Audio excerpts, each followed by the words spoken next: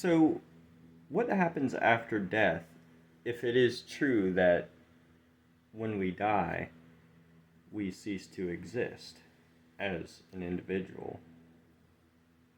This particular consciousness ceases to exist. This brain stops functioning and stops doing consciousness, or you could say causing this particular consciousness, which is called TED. So you are a self. In worldview naturalism, selves, what you are caused by the brain. Consciousness is caused by the brain. As Sam Harris said, you are identical to experience. And so if that's the case, whenever we think of death, we should consider that. And we should also consider that the last time you, a self, didn't exist before birth, the birth of a body, the birth of a brain, caused this experience, this self. So the birth of functioning brains caused selves. And that's what happened with you. You're a self. A brain was born, and it caused a self. You. And some other things to consider are that only experience is experienced. You cannot have an experience of no experience, as Tom Clark put it. And you cannot experience your own non-existence.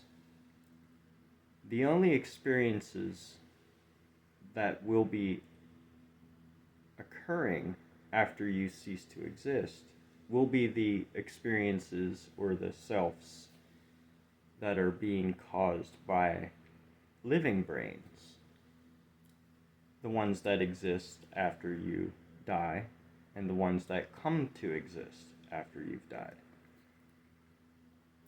So those are the only experiences that will be occurring at that point in time, as opposed to you experiencing your own non-existence, such as nothingness or a black void or eternal oblivion, or resting in peace, as some people put it. So whenever you consider all these things, if you cease to exist, then your end can only be followed by an experience. The very same way that the last time you didn't exist was followed by an experience due to the birth of a brain causing an experience.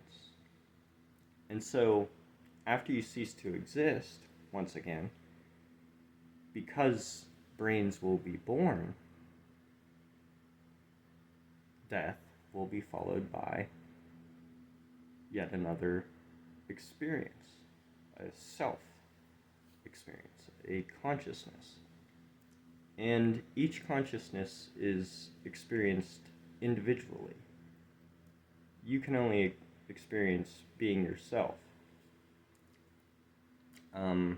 So your death will be followed by an individual self, an individual consciousness. In the same way, the last time you didn't exist was followed by you, an individual self, an individual consciousness. And so this is the most naturalistic view of death.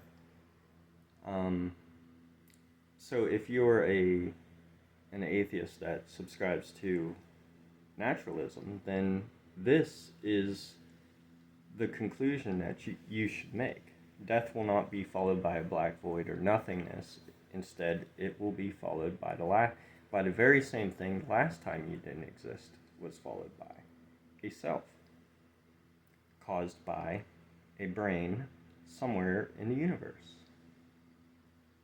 So I've been making these videos for a while, and I just want to point out, an important thing to take away is no matter how experience or consciousness is caused, only experience can be experienced. So no matter what actually happens, if I'm wrong, if Tom Clark is wrong, or Sam Harris seems to be supporting the view of generic subjective continuity, he hasn't actually come out and said, this is what I believe.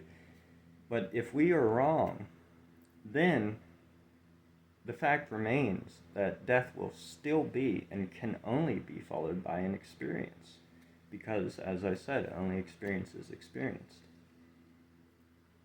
And you cannot experience your own non-existence. So,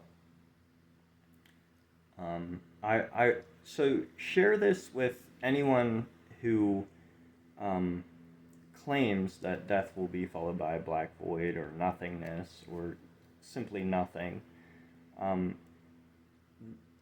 Yes, if we do cease to exist, and if there is no supernatural afterlives, then of course death will not be followed by one of those. It would be followed by yet another consciousness, as I said, for the same reason that your last time you didn't exist was followed by a self, a consciousness, due to the birth of a brain. And this has some important implications. It gives us yet another reason to be kind to other consciousnesses, because one of those consciousnesses that is going to continue to exist or will come to exist after you cease to exist will be somewhere in the universe. So maybe here on Earth again. As far as we know, that's where life is, and possibly the only place where life is. So it gives us good reason to promote kindness towards all consciousnesses, all sentient beings. Because, it's quite possible that one of the animals that are in a factory farm could come next, or even an individual in a war-torn country could come next, or even someone like a very rich person or somebody that you dislike, or that type of person. The chances of it being a specific individual that you despise is the chances of that are very low. So I'm trying to align my schedule with someone, Elijah Everett of the channel What Is Wrong with the World, and we would like to discuss this in depth. So whenever we're able to make our schedules work out, we'll get to that.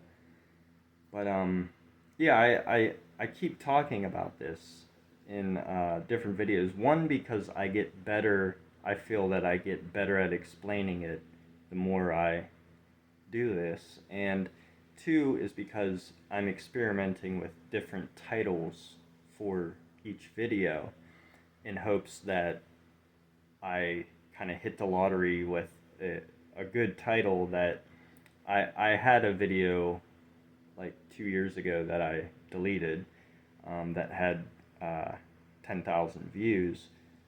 For personal reasons, I deleted that. But so I'm hoping to do that again. I'm hoping to reach that amount of viewership, and I'd like this to be shared, because I feel it is a very important thing to see. So, anyways, yeah, please share this, and thanks for watching.